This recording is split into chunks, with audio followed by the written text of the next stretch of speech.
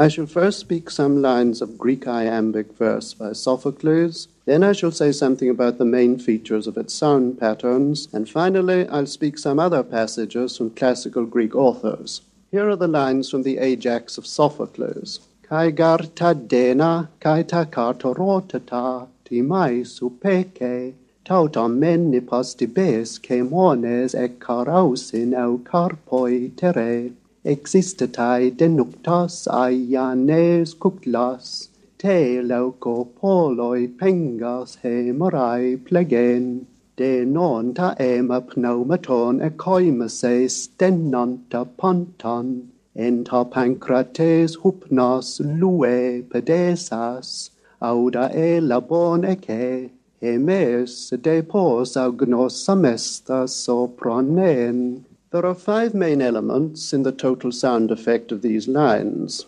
and indeed of all lines of spoken poetry.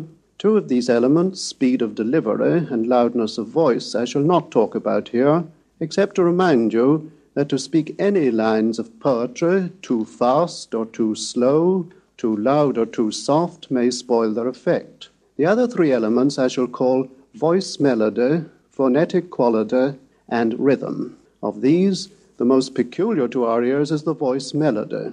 I mean the rise and fall in the pitch of the voice as it moves from syllable to syllable, as in the last line I spoke, emes de pos augnos samesta sopranen. Here one can hear 4 different kinds of tone. First, the rising-falling tone of the circumflex accent, like this, mes, pos, nen. Second, the falling tone of the grave, as in de. Third, the rising tone of the acute, in gnosomesta, gnosomesta.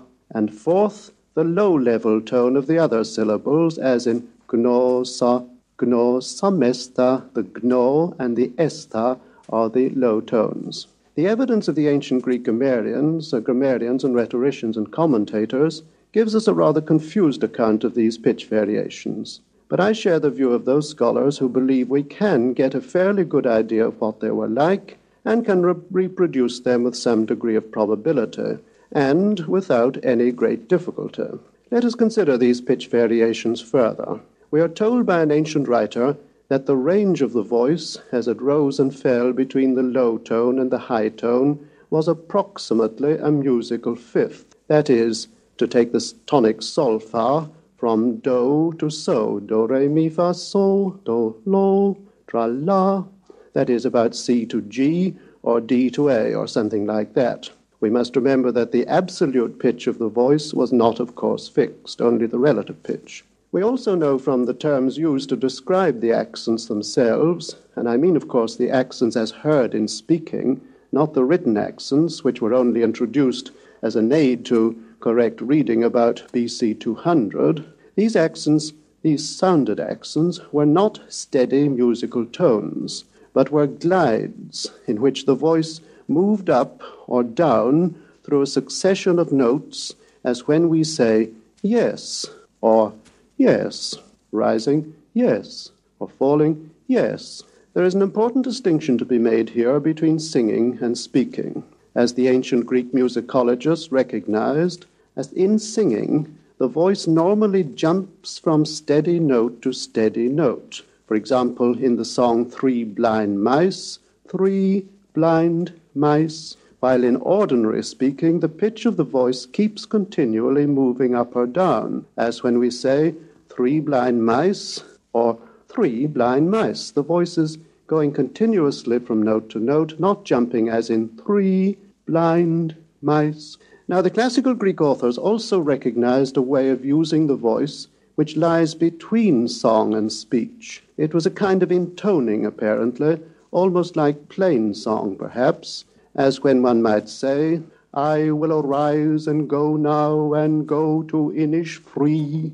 This steady, not quite singing tone, we are told, was the kind of delivery used in speaking poetry in ancient times, at least in the late classical period of Greece. It's likely, I believe, that in the earlier spoken poetry too, the poet or reciter would use a delivery of this intermediate kind, and one perhaps nearer to song than to everyday conversation. We know, in fact, that even orators in classical times sometimes used these semi-musical tones in the more important parts of their speech. To return now to the 4 fixed tones. The acute accent was apparently a rising tone, approximately within the interval of a musical fifth. So, do, la, la, la, la, la, la, la, la, la, as when we say, yes, yes, yes, asking a question, asking for more information. In the circumflex, the voice apparently rose and fell within a similar interval, as when we say, yes, yes, in doubtful affirmation, yes. The low-level tone, which is not marked with an acute accent in modern texts, was probably like the yes, yes, yes, of an unemotional, level answer. The evidence for the 4th type of accent, the grave, as written in modern texts, is very inconclusive, but a reasonable working hypothesis seems to me to be that it approximates to what some ancient writers call the middle tone. If this was so, it would sound something like yes, yes, the kind of falling tone that we use when we mean to imply, I told you so, yes, yes. If these restorations are correct, the normal voice melody of the ancient Greek was a kind of 3-note scale. Do, mi, so, la, la, la, the keynote, the 3rd and the 5th, and it could be sung or half-sung or just spoken like this. I'll sing the last line of the passage I quoted. Emes de pos augnos sames the sopranen, or half-sung. Emes de pos augnos sames the sopranen, or in ordinary speech. Emes de pos augnos sames the sopranen. The last kind of delivery was presumably the kind used in reading the less stylized kinds of prose and in speaking the non-lyric parts of Greek comedy, except when there was the intention to parody elevated verse, when the full tones would be given. The 2 other elements in the sound of Greek I shall only mention briefly. The first, namely phonetic quality of the vowels, consonants, and semivowels, is illustrated in the difference between a rough letter like chi or kappa, as in Homer's harsh words for expressing the tearing of a ship's sail in a storm, trikta and tetrachta, or a word like kekako, menos kekako. You can hear the ugly kappas there, and you can hear the smooth quality of the letters in a phrase like par pataman keladanta, par pataman keladanta. Or contrast Homer's choice of narrow U sounds to express the shrill cries of girls in this line, ampelu tu telus aute, aute. You can hear the actual shrillness of the sound in the U, and contrast the mournful use of circumflexed omegas in Theocritus's line, o lukoi o toes, o an aurea por lades arctoi. You hear the o repeated. So too there's a contrast between Homer's use of many different vowels and very few consonants to express the beauty of Calypso's song in the phrase aoidi aos opikale, aoidi aos opikale, and contrast the cacophonous consonants of Aeschylus's description of a hideous monster with champing and hissing jaws, smernaisi gampelaisi suriston, and listen to the voices of Aristophanes' birds. Io, ito, trioto, totobrix, and toro, tinks, and kickabao, toro, lililix, toto, tinks, tio, tinks. Now, Greek literature is full of various kinds of these deliberate sound effects, and they depend mainly on the phonetic qualities of the Greek speech sounds. In order to get the full benefit of them, one must use the correct pronunciations of every letter, distinguishing, for example, eta with its bleating like a sheep, be, from epsilon iota, a, and from epsilon, e. So too we should pronounce the iota subscript, and take care not to pronounce phi as f, a sound which apparently didn't exist in ancient Greek, but as ph, as in shepherd.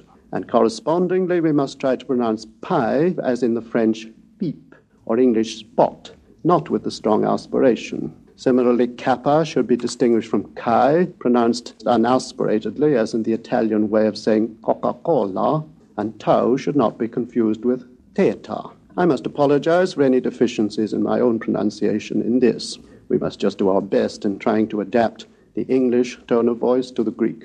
Now, some vowel sounds we must know, and know definitely, are uncertain, and they seem to have varied considerably from place to place and from epoch to epoch. For example, upsilon originally seems to have been u, and then became u, and then became in modern Greek e. And omicron plus upsilon originally probably was in au, something like that, or may have been quite early u, as in cool.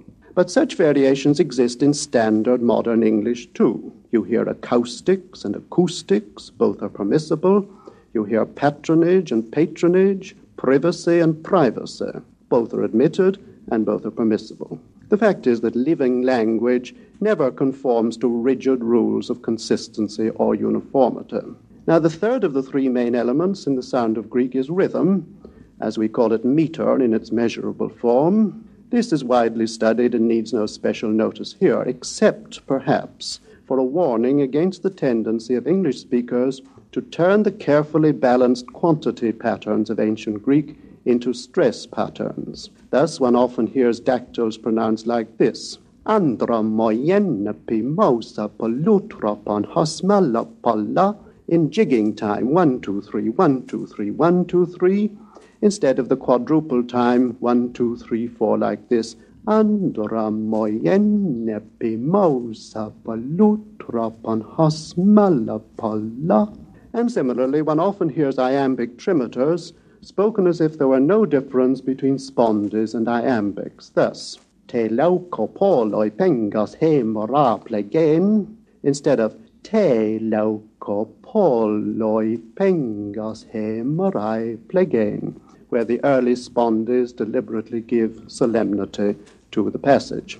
Now I end with three passages, two in dactylic hexameters. The first is the somber opening lines of the Iliad, with their recurrent eta sounds, often emphasized with the circumflex accents, as in menin. The second, the more cheerful opening of the Odyssey, with its dominant a and o sounds, and its small proportion of circumflex accents. Then finally, I read a lyric piece which is part of the opening chorus of the Bacchae of Euripides.